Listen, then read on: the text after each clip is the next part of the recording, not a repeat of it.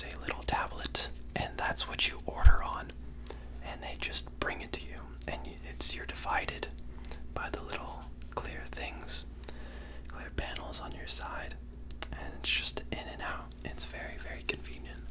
Just everything in Japan was made for convenience and just to be quick and to be just they have society correct there. That's fantastic. Alright, so this was the next morning. I went to the coffee shop next to our hotel, and I thought to feel a bit more like a tourist, I'd take a picture with my coffee. They had special Tom and Jerry styled cups, which I thought was pretty hilarious, but yeah. So this first day we were in there, we had a tour guide, so if you see me with a woman, that is her. And there she is. This is her helping us with our metro passes. They were called Pasmos. And they were little cards that you scan against the entrance. They get you from place to place. So she's helping us with that there. This is my father and I looking at Tokyo Tower, the Sky Tree. Just such a beautifully cinematic shot. I mean, the person that photographed this was just fantastic. I mean, it's a beautiful, beautiful picture. Just phenomenal. And this is me and the tour guide at Sensoji Temple. We are entering the Nitenmon Gate, which means, I can't translate the entire thing, but Ni at the beginning, and also the kanji with the two lines at the top means the second. So the most basic is that it's the second gate to Sensoji. Although it could also refer to the fact that there are two gods. You can do your own research if you want. This was really fun. What you do is you put 100 yen into the offering. It's basically just payment. And you draw a stick from what I'm holding right there, and then you draw a fortune paper from the little cabinet that matches the number on the stick. So this is really funny. Mine said that I would have very good fortune with women in relationships, and then 2 minutes later, these 4 schoolgirls come up and ask for a picture. It was hilarious, and our tour guide said that she had never seen anything like that happen. So I felt very, very lucky at that moment, and this stays one of my favorite pictures from the trip. Just what an absolute stellar event picture, just everything. This was us at a candy strawberry stand. Our tour guide said that they were very popular with the youth. They're basically like kind of glazed, crystallized kind of strawberries on a stick. My father and I, we had one where there was a white strawberry in the middle. It had to be very special. They were very good. They were very delicious. As someone who doesn't even eat strawberries that much. This is us at the Sky Tree. Very, very tall building, but very, very, very cool. There's the view from the top. That's Tokyo right there. Just a beautiful, beautiful, beautiful city. I didn't even talk about how clean it was. It's amazing. You go to a big city like this in America, like New York, the streets are just gonna be filthy and it's gonna smell. But Tokyo, I mean, the air quality was the same as like rural Japan. It was phenomenal. Just absolute. I don't know how they do it in Japan, but just everything is just correct. This was a store inside the Sky Tree. It's my father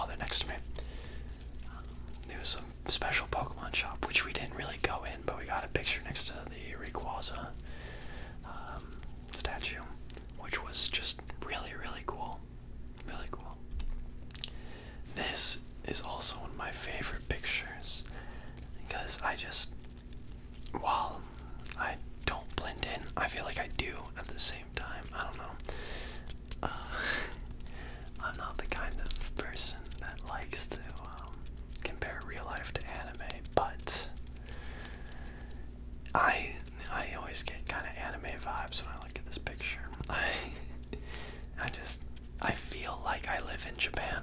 I just feel like I'm going to my normal life at like school or something in this picture.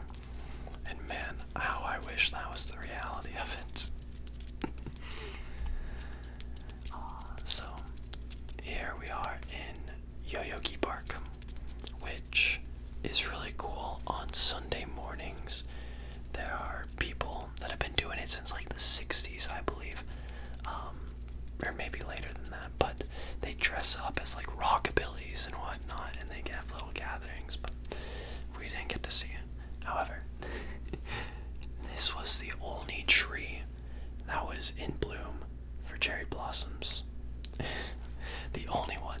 There were tons of teenagers taking pictures around it. It was hilarious. Just the only tree.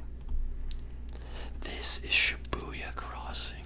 If you played Persona 5, you know this. We went after 4 p.m. The tour guide helped us with that because she knew that it was rush hour. I forget the numbers, but somewhere around like 4,000 people either cross it in a day or cross it at one time, which is insane. But yeah, look at all those people. It was incredible. Just, alright. We are on day 2 now. No tour guide, just me and my father. We stopped at a Buddhist temple. First thing, that's me. The way you do it is you throw your offering into the little box in front of me. You bow twice. You clap twice. Oh crap. No, you don't. Oh no, I've forgotten how to pray. Yes, you clap twice, you bow twice, and then you clap twice, and you hold your hands in the prayer position. And then you wish for whatever you want, and then you bow once more. I believe that's how you do it. It's been a few months, but I was really getting it. Now, this is really cool. It looks like a normal coffee shop, but if you know anything about me, you know I'm a huge Beatles fan. And John Lennon would commonly be in Japan since he was married to Yoko Ono, who is a Japanese person. I wouldn't really call her an artist. And he would constantly visit this coffee shop, Yanemoto, and it was really cool. In the coffee shop, they had posters of him and the Abbey Road picture. So this was just a very cool stop for me, and we had coffee as well. Alright, here we are in the fish market. It's me walking down the halls, not the halls, the alleys. Now, I'm allergic to most seafood, so it was a bit hard for me to get breakfast this morning, but I eventually found food. But yeah, this was a very cool place that I am eating. That might have been chicken heart. I don't know, but I know I did eat chicken heart, which sounds grosser than it is. Really, if no one told you that it was the heart of a chicken, you'd never know. You would never know. And it was teriyaki. So it was very good. Here we are in Akihabara, which is basically the electronic center of Tokyo. If you played Persona 5, again, you know this place. This was really cool, but we made the mistake of going kind of early in the morning, so it was very quiet.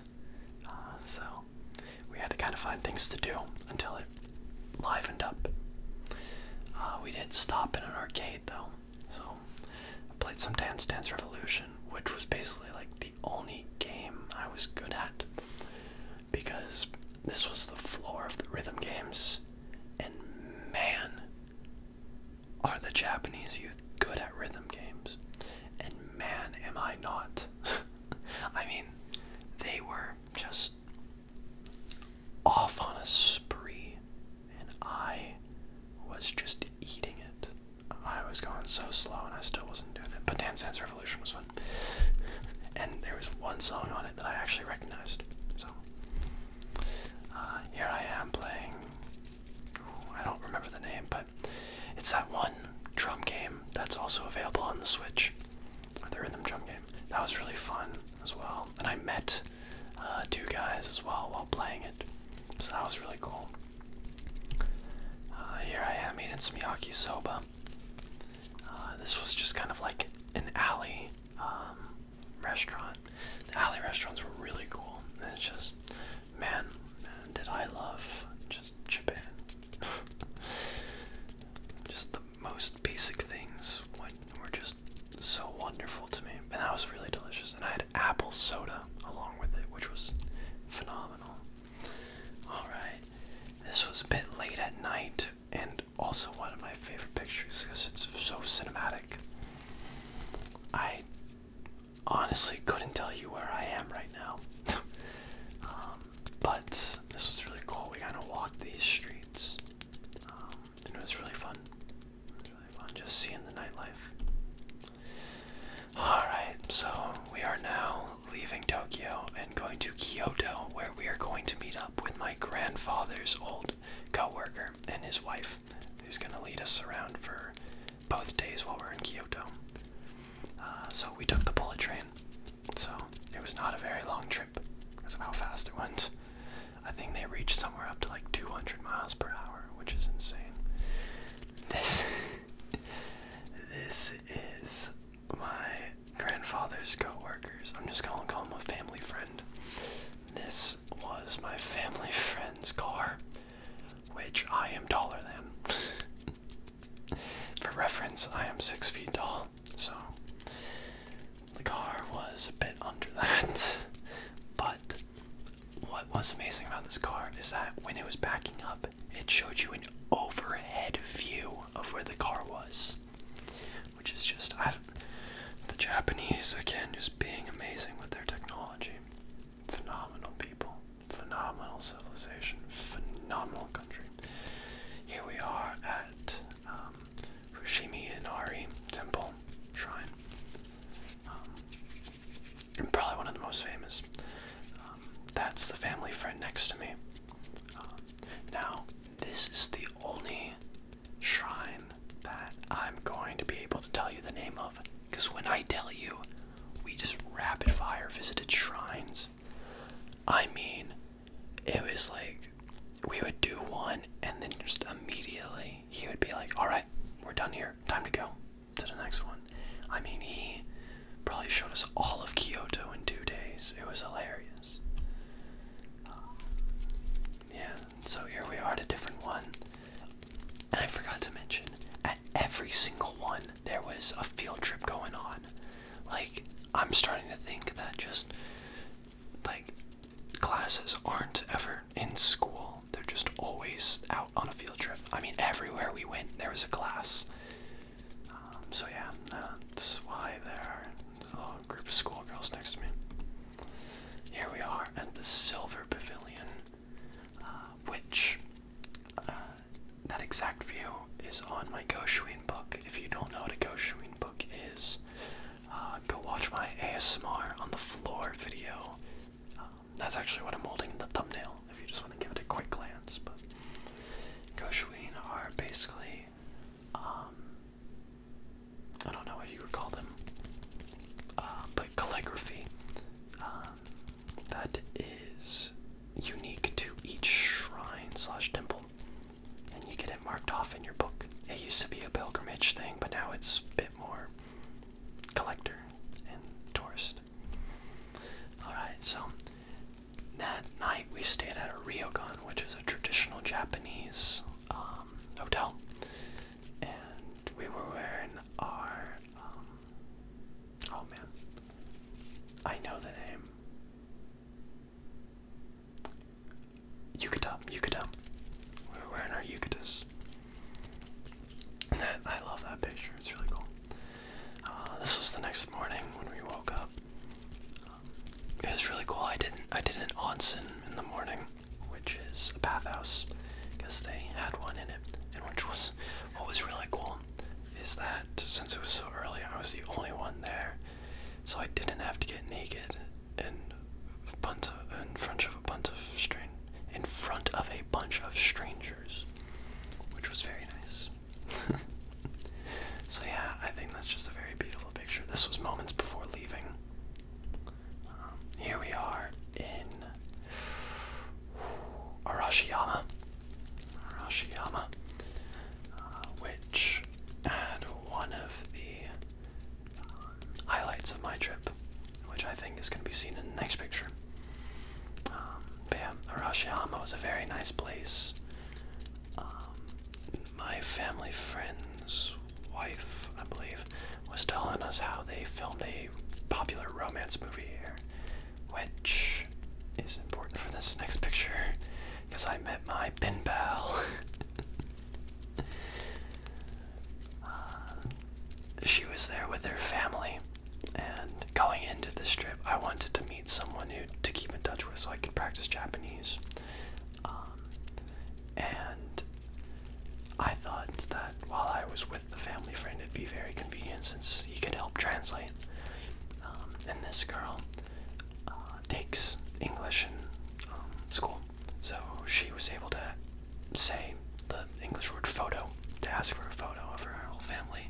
And then I went back and I was like, hey, excuse me, I want to be pen pals.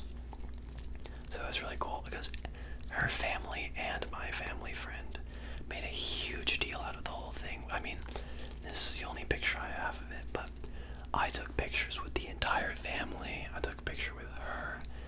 My family friend took a picture with it was like a wedding. It was hilarious. But yeah, it's really cool. We email each other. She practices her English and I practice my Japanese. Here we are. I forget the name of this area, but it was pretty nice.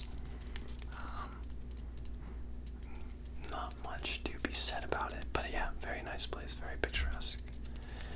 Yeah, this is the next day, moments before we left Kyoto. We made one last stop. This was a huge castle. I mean, absolutely enormous castle. Like, the building in front of me is like just one piece of it. It was insane. I don't know how to put it into comparison. There was a little dragon fountain, and that was in the castle. And here we are in our hotel in Osaka, and if you look out the window, this was a very tall hotel.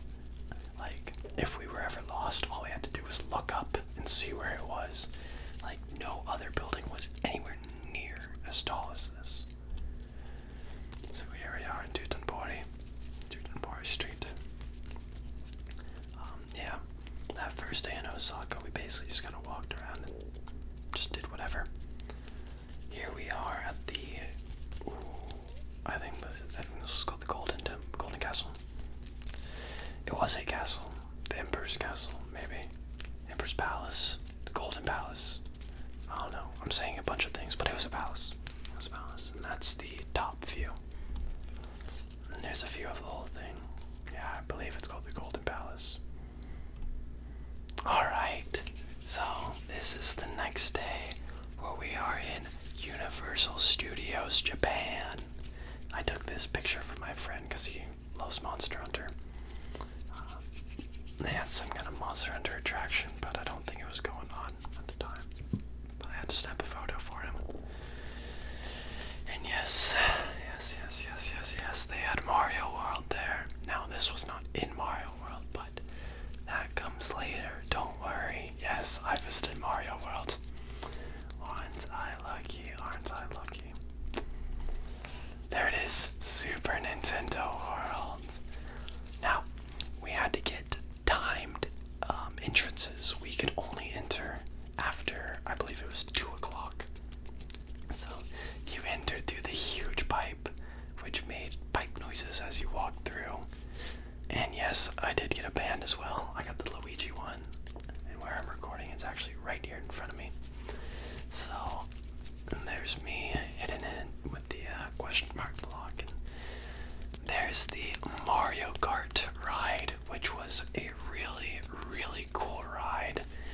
You put on a visor and you see all the different characters driving around you, and you have to shoot things with shells, and it gave you a score always like playing Mario Kart in real life. There's Toad. There's Toad. There's a bunch of character meet and greets. I mean, I'm not the target demographic for meet and greets, so I just kind of snapped a quick picture with them. There's a view of the place, and I mean, wow, was this just being in like a seventh heaven? It was insane. If you look at the big mushroom house, that's Toad's Cafe, or in Japanese, Kinopio's Cafe, which we almost entered, but you needed, again, a timed entrance, which they give you a little, like, ticket and say you can enter at this time, but ours was like 7 o'clock, which was just too late for us, so we never got to go in, but it looks really cool. Maybe when it comes to America, I'll finally be able to go inside. And yes, we also did Yoshi's Adventure. I just didn't include pictures. But man, what a fantastic place this was. That night, we ate at a restaurant where you cook your own food. They give you the raw meat, they give you seasoning, they give you everything. And it was really, really, really cool. Found out that I'm very good at cooking meat. I got all the seasoning just right. I was making food so great, I was starting to cry. Was I also very, very tired? Yes, I was, but I had a great meal that night. Very proud of myself, honestly. Oh, and that's the last photo. Because we left the day after, which was probably one of the worst moments of my life. If I could have just hidden away somewhere and stayed in Japan, I would have. But maybe I have a lot of connections there, so maybe a summer I'll be able to get an internship and stay the summer. That's the best case scenario. And then best case scenario in the farther future is moving there, which honestly I think is my plan. But thank you very much for watching, my friends. I hope you enjoyed hearing about my trip, and I hope you look forward to future videos. Maybe I'll do one where I showed off everything I got in Japan. I think that'd be cool. But yes, sayonara, my friends, as they say in Japan.